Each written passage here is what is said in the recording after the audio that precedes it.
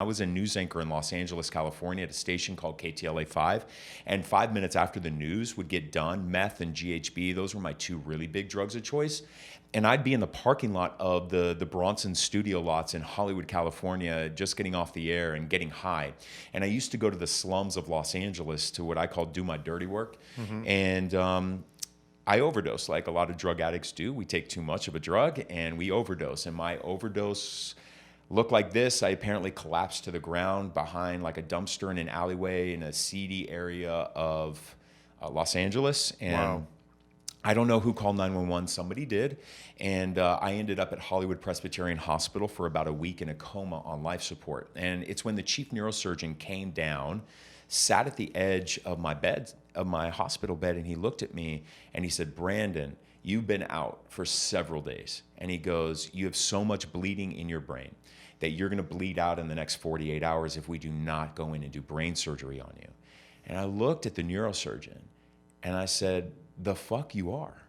And literally unhooked myself from life support, walked right out of the hospital just wearing the robe, and walked down Hollywood Boulevard. And I remember it, Tyler, as if it was yesterday, because I remember I found my truck on Hollywood Boulevard. I got inside of it.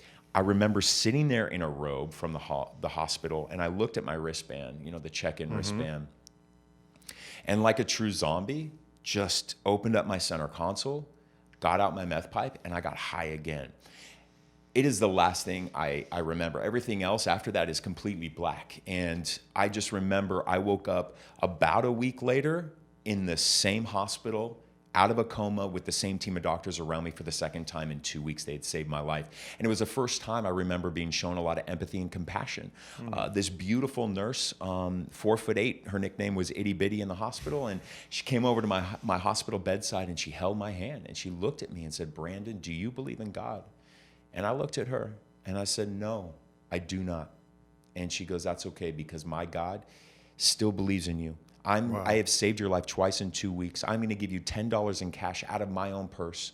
Make me this promise that you will go to my church on Melrose and Mansfield. They have an AA meeting there every Thursday night. Go to that meeting for me." And I did, and have been sober ever since that day until 2020. And that's when a lot of trauma happened in 2020. News anchor, the election, COVID, got a lot of threats, death threats made against my life, extortion attempts made against me. And that was enough to make me go into fight or flight. And I began violently shaking every night and did not see a way out for me anymore. And so I got high. I got high on meth for 7 hours. It was not a long high. It was 7 hours. The shame.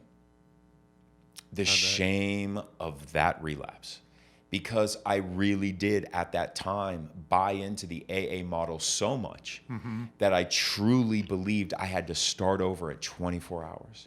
Well, 24 hours for me was sitting in a hospital out of a coma on life support, about to have brain surgery to save my life. I could not go back. I could not do this journey all over again. And so I thought I had lost everything. And I couldn't tell anybody because the stigma about relapse out there. You think I could tell my bosses at CBS, No. "Hey, by the way, I just relapsed on meth, but I'm going to come in and anchor the news tonight"? No, there's no way that they would ever allow that to happen. And so I just tell people, the tunnel got so dark. It got so dark, and I did not see a light at the end of it anymore for me. And so that's when I attempted to take my life and end it all in January 2021. It's also the first time where I started to do inner child work, to really heal myself from the trauma that I experienced as a child and have faced in my young adulthood. Because at that time, up until that point, I had only gone to meetings. Like I had really only gone to meetings. And yes, while just going to meetings might be able to keep you from picking up a drug or picking up a substance, sure, but going to meetings will not heal you from the trauma that you experienced, right? And so inner child work finally allowed me to go back and reprocess trauma that I experienced as a child, as a grown adult, to let my inner child, which I have nicknamed Little B, understand, yo, you're safe now. I got you. You don't have to run every time something happens. And so that lessens my triggers, so that when I got those death threats, the extortion attempt, that was just my body's way. The shaking was my body saying, yo, you're out of storage capacity with trauma. Like, we can't store any more of this energy.